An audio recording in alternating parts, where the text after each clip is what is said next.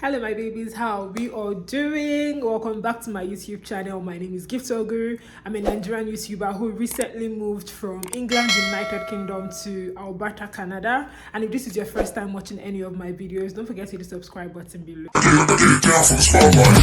videos on lifestyle, travel, freelancing, getting your career together, relocation. I talk about my journey as an immigrant who moved from Nigeria to England, United Kingdom, and from England, United Kingdom to Alberta, Canada. This is my last bus stop. I'm not moving to any other country again, so don't worry. So if you're a new subscriber, welcome, and thank you for stopping by. If you are my OG subscriber or a returning subscriber, you know how we do it here. So grab a cup of whatever makes you happy, whatever sparks joy in your life. Let's get into this. Today, I'm going to be talking about how I would plan my relocation if I had to do it again.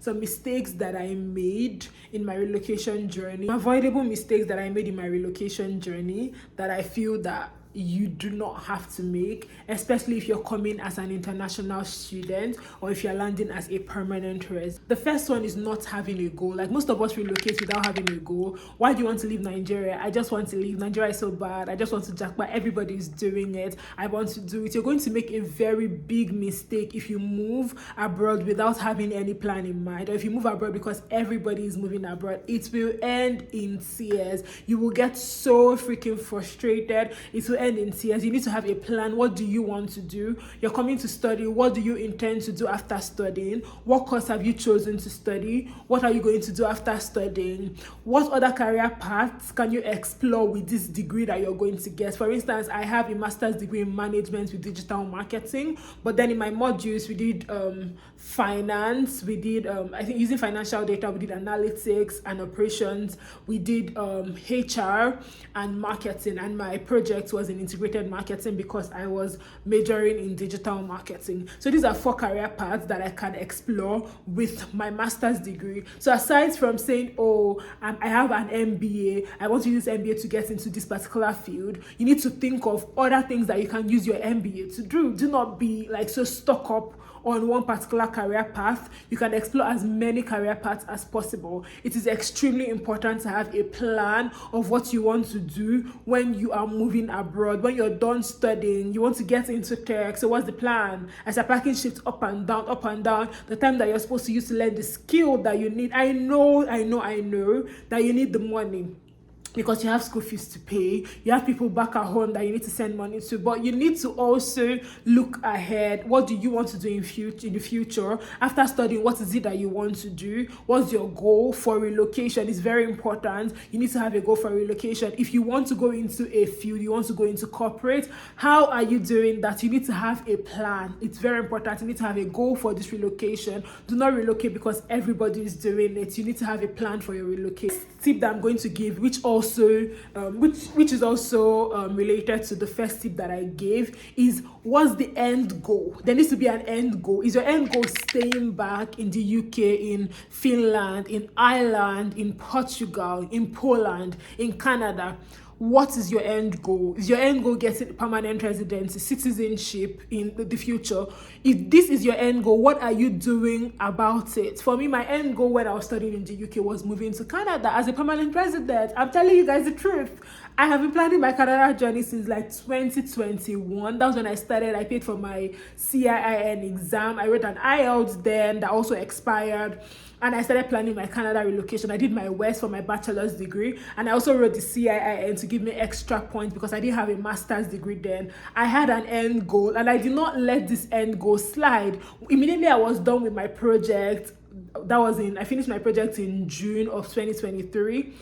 I paid for IELTS and wrote my IELTS in July. This is someone that still had like a couple of months on her visa before applying for the graduate visa. I knew that I did not want to stay back in the UK. So immediately I was done defending my project because my project was quite challenging. I had like a challenging experience with my supervisor. Imagine getting A, and then in project, you're now begging God to just pass, which we actually had a fallout with my supervisor. I had a fallout with my supervisor, so it was quite a tough time for me. Anyway, I knew that I wanted to move to Canada as a permanent resident. So instead of saying, oh, I would just apply for my graduate visa, which I still applied for, immediately I was done with my project because it was time consuming. I started reading for my IELTS. I wrote my IELTS in July, and then in that same June, I had paid for I think it was in June or July that I paid for my WES because my results were out, right? So I paid for my credential for them to evaluate my master's degree. My end goal we're talking about here, and I was working towards that. So from June to August, I already got into the pool, the permanent residence or the express entry pool, and by October of 2023, I was already invited to apply for permanent residency. Still in that October, I applied for my postgraduate work visa in the UK while still waiting for my Canada express entry. By December of 2023, I had submitted my profile. By February ending March beginning, I had done my biometrics and medicals, and by April beginning, I already had my permanent residency. So by June ending, I left the UK. I moved to Canada as a permanent resident. Being a permanent resident was my end goal for relocation. I mean, having a master's degree was important, but being a permanent resident was my end goal because I knew that I did not like Nigeria was getting so bad, and I just wanted another option. I wanted to have like another passport, permanency, residency in another country, and I did not want my visa to be tied to any job, which is why I worked very hard on my IELTS, on my relocation, and I'm here. This is my end goal. Like now my end goal is like finding, my dream job. That's my end goal right now. But then my relocation end goal was moving to Canada as a permanent resident, and I've done it. So you need to know your end goal. Is it staying back in the UK? What do you have to do? Okay, you need to look for a job that will sponsor you. What kind of job do you have to look for? Do you have to look for a professional job? Do you have to look for like a menial job? Do you have to look for a care job, a support job? What is it that you have to do? Find a way to work on your end goal. Most of us do not see the end in sight. We're just going for going sake. Everybody, our colleagues at Zenith Bank, they've all jackpot. So you don't want to be the only one staying back in Nigeria, but you need to have an end goal. And what is that end goal? What is that end goal? That's the question that you need to ask. Another thing is using a lot of resources. You guys, the resources in schools abroad are endless, and you're paying a lot of money for this education. My master's degree cost me all of my savings and more. Family still had to come through to give me more money because the money that I had, which was a lot of money by Nigerian standard for someone that was 25 years old, because I was earning in dollars, I was working with remotely for an ad agency in California, I was earning in dollars. I did have money. Okay, I was also living on my own. However, it was not enough. Moving to the UK, it's a lot of money. So I also needed help from my family members. After spending this amount of money, when you go to a school abroad that has a lot of resources, use those resources. These schools have opportunities for job fair. They have career resources for you that you can use to check your resume. They can prepare you for interviews. They would help you out. Don't be packing shifts every blessed day. They are doing a job fair in your school. You will not attend it. You won't attend the job fair that they're doing in your school. You have an interview. Maybe you're able to secure an internship. And then you have to prepare for the internship. Instead of going to your career center to help you out, you don't do that. To apply for jobs, you don't apply for jobs. You are focused on the now, like making money now, buying that land in Nigeria right now, building the house for your family, which is amazing. Honestly, I'm not saying that it's a bad thing. However, you're thinking of the now, you're not thinking of the future. What do you want to do in your future? It's all related to the end goal. So there are lots of resources that you have access to as a student, even as a permanent resident, and you're not even using them. You're not using them in the new country that you've moved to, that you've paid lots of money. This year was like the most expensive year for me and my family. I mean, 2022 was quite expensive because of all the school fees that we had to pay. But this year, it was quite expensive. The money that we used in relocation was a lot. We had to pay for post-study last year, October, which cost more than 2,000. It was like more than 2,000 pounds now, almost 2,000 pounds per person. Then we also had to pay for our permanent residency application, WES, IELTS. We had to pay for our flights to move here. We had to pay for accommodation moving here. We had to have our approval fund. We had to buy furniture in the house. It's a lot. It's a lot of money. It's a lot of money. So it's expensive coming to a new place and not using the resources available for you. You need to ask questions. Ask questions, especially when you're new. What can the school do for you? And they can do a lot for you, but we don't use these resources. When it has to do with the UK, there are opportunities that you can even get. There's a 10K Black interns. I was part of that, and we went to the LinkedIn office in October of 2022, and they help students get internships. So have you even thought of applying for that?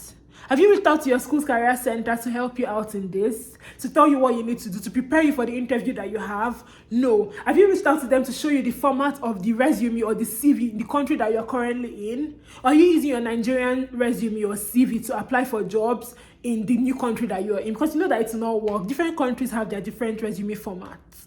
So these are the questions that you need to ask yourself.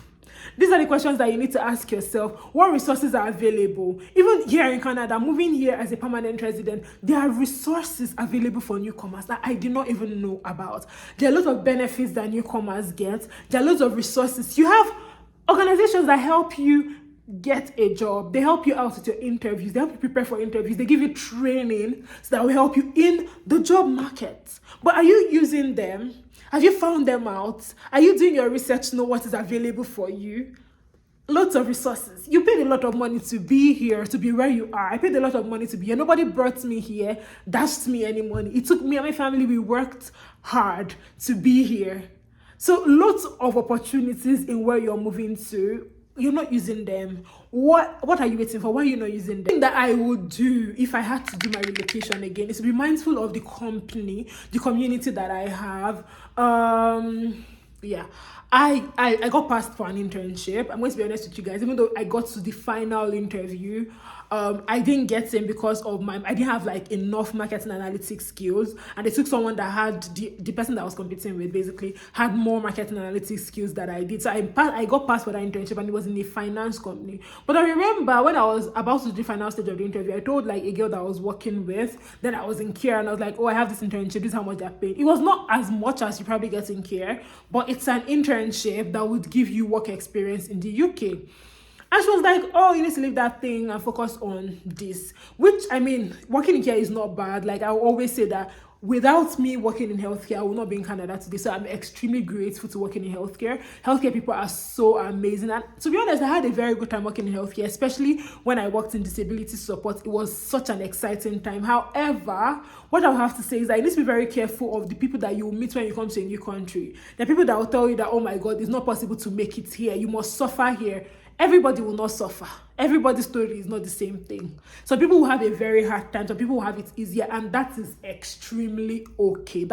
There's no problem with that. Some people will have a hard time. Some people will have it easy, and that's okay. There's no qualms, no one. We're not fighting, okay? So you need to be very careful of the people that you will hang out with when you move to a new country. So I was very lucky to have like solid people in my circle. However, be very careful with the kind of people that you will meet. There's some people that had such a hard time when they moved to a new country, and they'll be like, this is so hard, it's not possible to get anything. Meanwhile, there are people that will land and get a job from where they came from. So people will have a job in Nigeria, and the company will bring them to the UK. The company will bring them to Canada. So I'll always say it's different for everybody. Be very careful with the company that you keep when you move to a new country. So if I had to do my relocation again, I will be very careful with the company that I am keeping abroad. Another thing I would like to say is I will come with more money.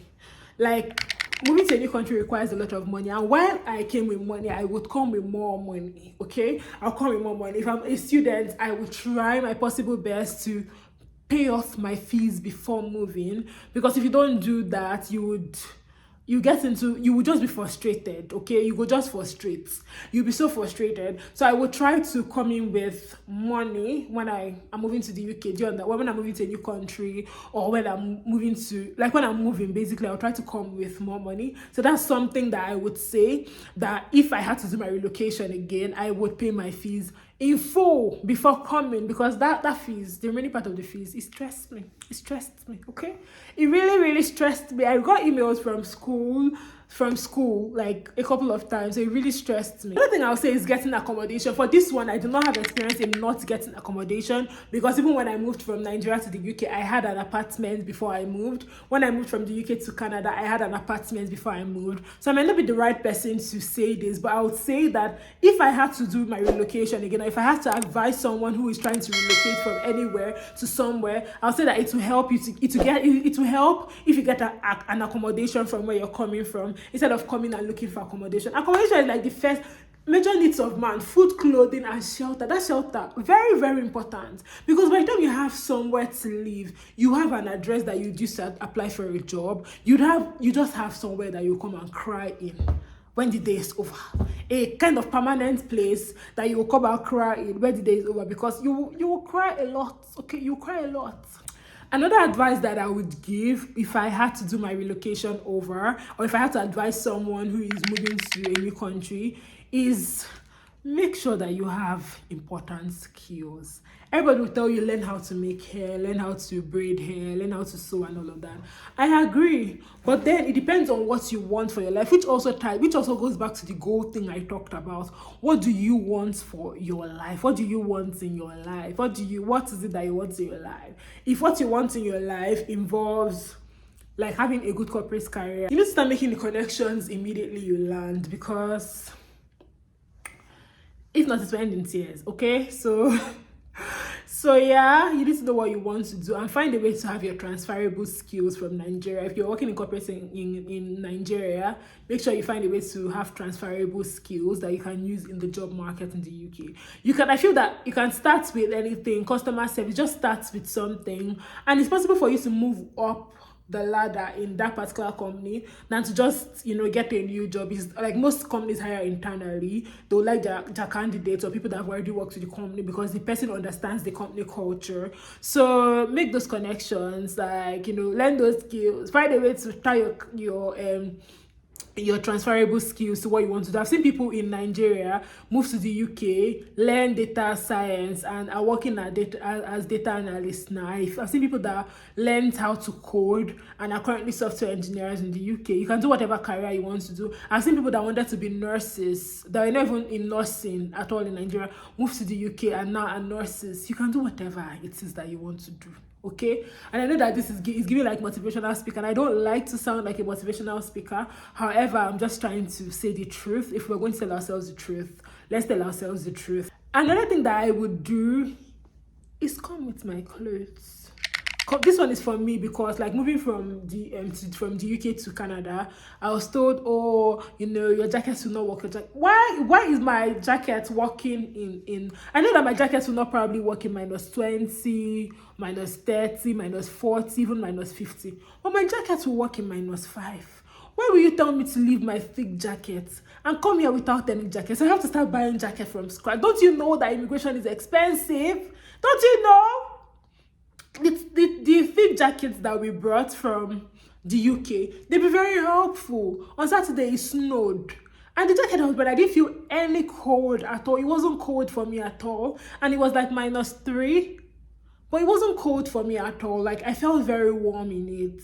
And even my Primark leggings that I wore, I didn't even layer anything. I just wore my Primark leggings, my Primark thermal leggings, okay? I wore my Primark thermal leggings and a sweater, my jacket, zipped it, and I was very fine. I left some of my jackets in the UK and now I'm regretting it. What's like, bring your jackets, okay? But I don't know if I'll say bring your jackets from Nigeria, okay? The one that you buy in Yaba Market. I don't know about that. But if you're coming from the UK, I would say bring your jackets. Bring your jackets is very important, okay? Bring your jackets. It's really important. Another one I'll say, this one is for my permanent residents or my people here in Canada. eye service, referral, very important. I didn't know how important referrals are until I moved here. Referrals are extremely important here. So I would say if you're not like, vocal, you're not confident, you don't like talking to people, all of us, all of us, we don't like it. But we have to do what we have to do. You reach out to people, some people will say no, some people will ghost you, but reach out. Because referrals will help you in this country. It will help you. You need referrals more than anything. So it's very important to build your network. Okay, when you say events, like there's this society that I attend their events every one Saturday in a month, and I actually go there to network, to hear what people are saying, and to network. So join associations, like go for coffee meetings and chat. Introduce yourself to people, because referrals are very important here. In the UK, not so much, but here referrals are very, very important. Like, who knows somebody that knows somebody that knows somebody? Here is where this is where they do it. Okay, this is where. Another thing that I would say is very important when it has to do with moving, or an advice that I would give somebody that wants to move, is to lower your expectations. I know in Nigeria I've been told that, oh my god, everything is so rosy abroad, when I like, there's this song, I go pierce my nose, I go tattoo my body, I go lock my hair, take advice from nobody, make friends with the bad guys, bye bye to this sense, something like that. So it's like, when you come abroad, things that you do when you come abroad, you'll be like, oh my god, I'm going to buy a house in 1 year, I'm going to do this, I'm going to do that. I'm not saying that it's not possible, but sometimes lower your expectations. Abroad is not a city paved with milk and honey. You'll not be like, oh my god, I'm going to get such a big job, I will get this big job, I will buy a house in 8 months. People are buying houses in 8 months, so it's possible. But I'm just saying that lower your expectations so that you will not be disappointed. Okay, like, come with a lot of energy, come with a lot of hope, but also lower expectations, so that, because if you have so much high, your expectations are so high, and then like the place that you move to does not meet up to the expectations, you'll be more heartbroken than someone that did not have high expectations. Just like, we could just see, the person is prepared, but the person is also open to things not going the way that they've planned. So it's like, oh my god, I'm going to buy a house next year, and then you're just basically struggling. So lower your expectations. There are a lot of pieces of advice that I would give if I had to move, if I had to do my relocation again, but these are what I have for now. Maybe we'll do a part 2 if you guys want. Thank you so much for watching, and if you are still interested in relocation, I wish you all of the best. Okay, and I hope it works out for you the way that it has worked out for me. I hope you achieve your dream the way that I have achieved mine, which is moving here, my goal, which is moving here and getting permanent residency. Thank you so much, guys, for watching. Don't forget to like, share, and subscribe to my YouTube channel, and follow me on TikTok at Gift So Good. Till I come here again next time, be good, be nice to your neighbors, and bye.